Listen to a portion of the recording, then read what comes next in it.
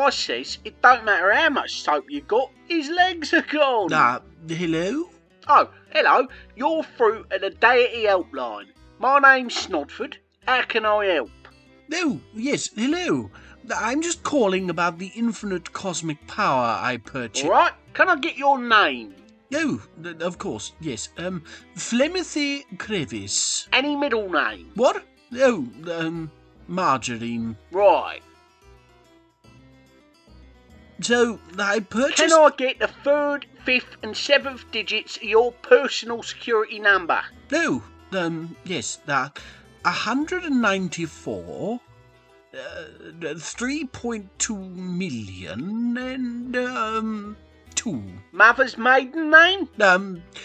Ziggurat of Molten Sky. Great stuff. Now, before we get started, I'm obliged to advise that all calls are committed to everlasting memory by the sentient void for training purposes. How can I help you today, almighty Crevice?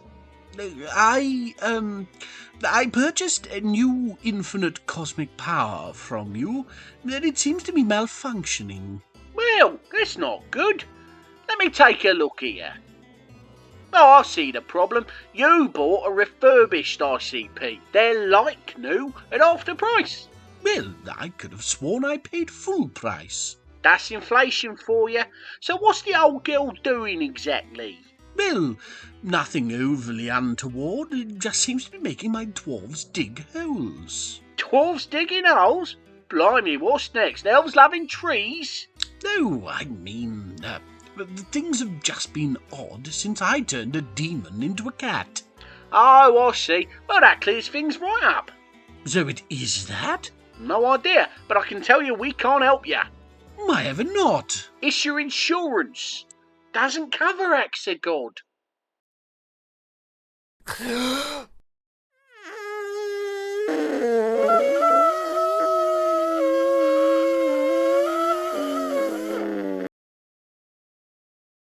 Kutam Melunurizo Amid. Welcome.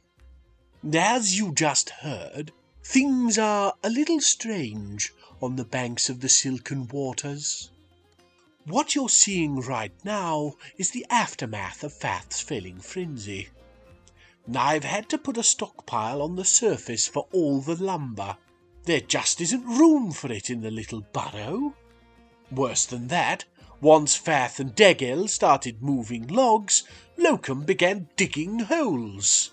Damned if I know why. But I have resolved to push on with general fortress matters. The first of which is not wanting to be caught with our pants down this autumn. Relic Shimmered want footwear? By golly, we shall give them footwear. It has come to my attention that our pure pedigree pals have proudly produced a pack of playful puppies. And forgive me for showing my cigarette-smoking 1950s fashion designer, but that sure is an awful lot of leather.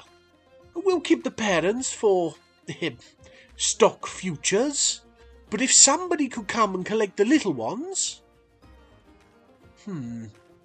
Let's give them a minute. The deed is done. I think it best we keep the actual perpetrator of the Year 3 puppy slaughter nameless.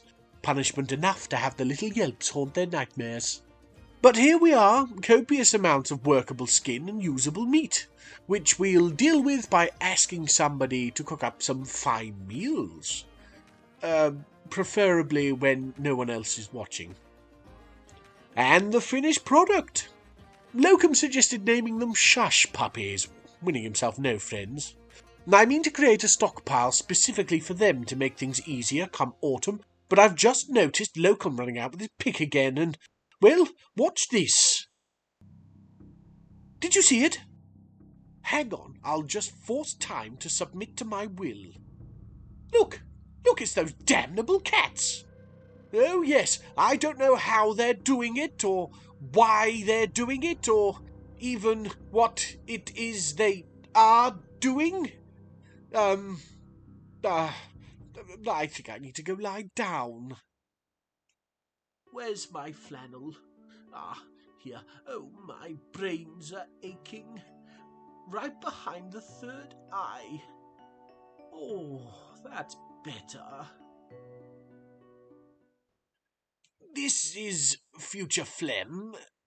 I've sent myself for a nap to recharge. Oh, hang on. Remember to lie on your side and not your back. Sorry. Ah, that's better. Heartburn's a killer when you've got 4 of them. Now, where were we? Ah, yes, Locum and his hole, which appears to be square now. Lovely. Blah. Oh, my me, what is that awful stink? It's coming from the butcher's workshop. Did nobody wipe down the surfaces? I know we've got soap. We made it from the dog fat. Wait, why is the workshop still filled with unprepared meat? I know there are important things to do around the place, but did we really butcher all those puppies and then only use their skins? I wouldn't mind, but the stockpiles are literally magic. All we had to do was drop the spoilable items practically on the floor beside the workshop, and we'd have been saved the need to aerate.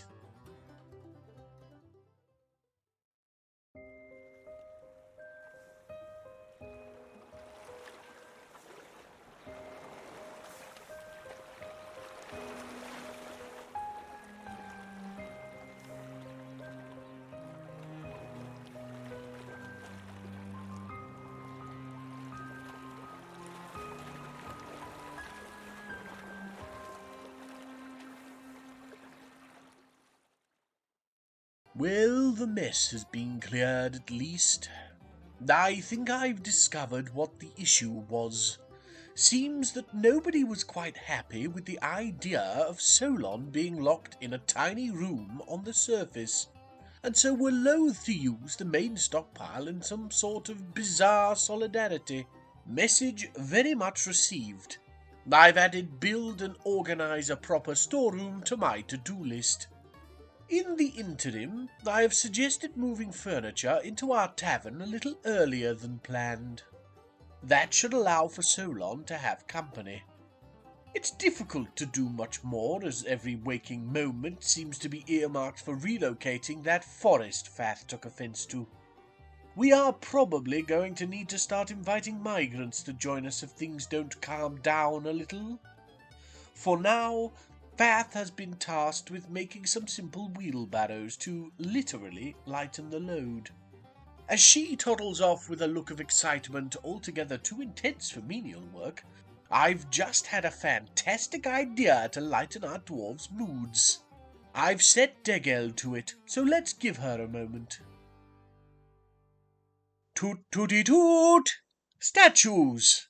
Simple dolomite for now, as it's what we had to hand, but they should do nicely to brighten up the place and distract from the lingering smell of dog rot. Now, I had planned for Degel to create the pieces, but Locum all but begged to be given a chance, and you know what? He's absolutely outdone himself. Here you can see it, a well-crafted dolomite statue of Serol Bodysteel the Silvery, the dwarves' own fictional deity of crafts and metals, striking a contemplative pose. You see him holding up the middle-squeezed toothpaste tube of squabbling, a symbol of good luck, standing with his left foot hand forward, resting back on his monkey-like mess of a posterior. It's interesting, elegant, and incredibly well done. There might actually be some hope for you yet, Locum. On to the 2 pieces that Degel has created, we have a statue of some geese. At least, I think they're geese. They don't appear to have heads. Perhaps she's gone for surrealism. Well, on to the next one.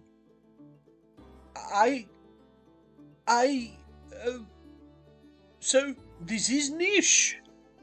Absolutely no ignoring his royal bearing, and he's surrounded by giant snails? No, Degel informs me that they are slugs. I tried to convince her that slugs are the ones without shells, and her exact words were, "Why give something a different name just because they put a hat on?" and I can honestly say I was struck speechless. So yes, this magnificent shrine to our expedition leader now sits in our humble dining room. It's done a fantastic job at distracting from the smell, but the sound of Solon's teeth grinding during meal times has become something of a bother. Nish doesn't seem to mind it, although he thinks it needs more flowers.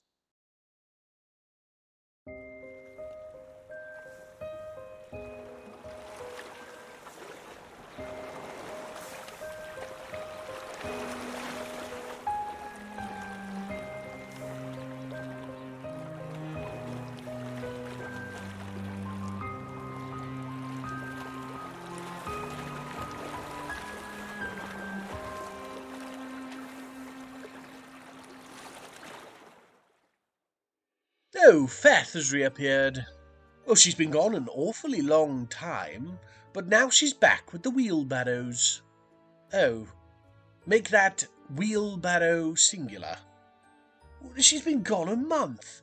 How is it that she only has the one By the roots of the mountains. That might be the single most beautiful piece of woodworking I have ever seen. A barrow fit for a king, though it honestly looks like it would balk at ferrying even the crown jewels. Nobody else seems to notice the blasphemy of using such an item. Degel got straight to it. Bizarre dwarves. One complaint would obviously be the volume of barrows. We could do with a handful more, but Fath has popped back off to make more, so I suppose that should sort itself out. Oh, good! The caravans have arrived. Once they've set up, we'll get our things up to the trade depot. I'm really hopeful that they'll be blown away by our footwear. Me knows that we dealt with enough nonsense to make them happen. Oh, and hello again, Your Majesty. You know, I'm starting to think our Queen Consort uses her position to get a little space from her husband's insanity. What is it he's doing right now, I wonder? Ah, priceless jewel-encrusted jug skittles. The object seems to be to whack the upturned young of a local endangered tortoise population at the jugs with his ceremonial scepter of majesty. The tavern is just through those doors, drinks beside the tables, Your Highness. No? Straight to business. Wonderful. We're going to request some cows and sheep. Vegetables are all well and good, but when you work as hard as these dwarves, you need protein. Next year, Relic Shimmered wants seeds. Any particular seeds? It doesn't say. Well, Nish will be happy. He gets to keep busy gathering. Anu Zashon. Till next year, Your Majesty. Now, on to the fun of trading proper. Obviously we have the footwear, but I added more cut white chalcedonies, some prepared meals, and a surprising addition. Locum has been beavering away with the puppy bones, and has made some actually rather fetching bone gems. With Nil's latest batch of polished rocks, all kept conveniently together under a loose floorboard below Nil's bed, I'm very excited to see exactly what we can get. And it's an impressive haul. Multiple bags of seeds, some silk cloth, yarn, and a hodgepodge of different pieces of armour. I don't suspect any fighting will be on the horizon, but it's better to have it and not need it than die a horrible splatty death. And with that we bid a fond farewell to the traders. Oh, and note that our Queen Consort has decided to stay and grace our new little tavern.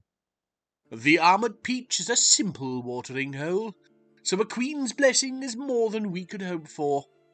Oh, and we have some more of Degel's statues. Yay. Let's take a look. 2 of them. The first is a superior quality dolomite statue of dwarves. The dwarves are labouring and blah blah blah. The real piece of interest is this second statue. It's another piece dedicated to Nish. and it's remarkable mostly for the fact that it barely fits in the room. I mean, look at it! His simulacrum is 3 times taller than all the others, and is clearly to be seen in a positive light, despite the fact he looks like a hairy pig in one of Fath's wheelbarrows. And the most outrageous part? She's put it opposite Solon's office. Now that it's in situ, there isn't much more to do but squeeze past it on the way to the trade depot. Perhaps we should invest some time in vetting the decorations in future. Oh, for heaven's sake, speak of the sea demon, Fath's back with another single wheelbarrow. This one is so intricate and over-designed as to be practically unusable. Yes, thank you again, Oh, she's gone. Now, I was planning on showing off the first floor of our tavern trade house when I noticed that our little labour lord had grown a little. Allow me to introduce Kubuk, Dodok, and Kib, a knot of new dwarves that have migrated from the south. We shall get to know them fully in time, of course, but why not let's take a quick look at them. Kib here is a spinner, which, considering our request for sheep from the traders, should mean he'll come in very handy. He seems a little aloof and, shall we say, spirited? No, call a spade a spade. He's downright rude, but I'm sure he'll settle in. Dodok the glassmaker. I'm not certain we can find the sand, but he's also a bit of a gem cutter, so perhaps we can utilize him making some gem windows. Certainly a thought. The dwarf himself is almost as big as Nish, something Fath seems to have wanted to convey by drawing him in armour. But from what I can see, our Dodok is more of a lover than a fighter. That just leaves Kubuk. Apparently she's handled adamantine strands, which is to her credit, but her true skill seems to be in trading, which is excellent, as I was beginning to worry that Nish was going to start refusing to do it. She claims she's creative, but I feel if you have to tell people, then you probably aren't.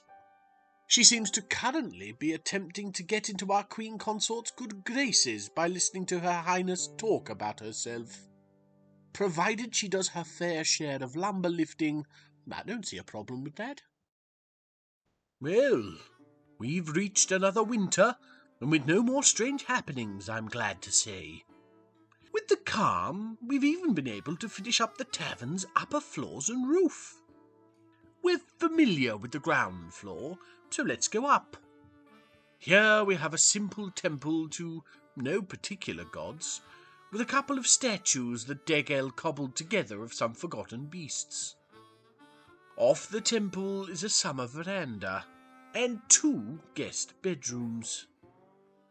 Up once more, and we see that the temple is particularly high-ceilinged, with a simple window of fortifications to the south to allow in some diffused light. Yes, it's a wonderful little structure that should do Labour Lord well for a few years, whilst we plan out our underground fortress. What is that sound? What? They've dug out all of this? They're digging more? Oh, I've had enough of this. Move over me. I'm coming to bed. Oh, no, come on. You always hog the blanket. No, you have to do it. I paid extra. All right then. Thanks for watching. If you've somehow enjoyed yourself, don't forget to like, subscribe, comment and all that stuff. Now, was that so hard? Bloody demeaning.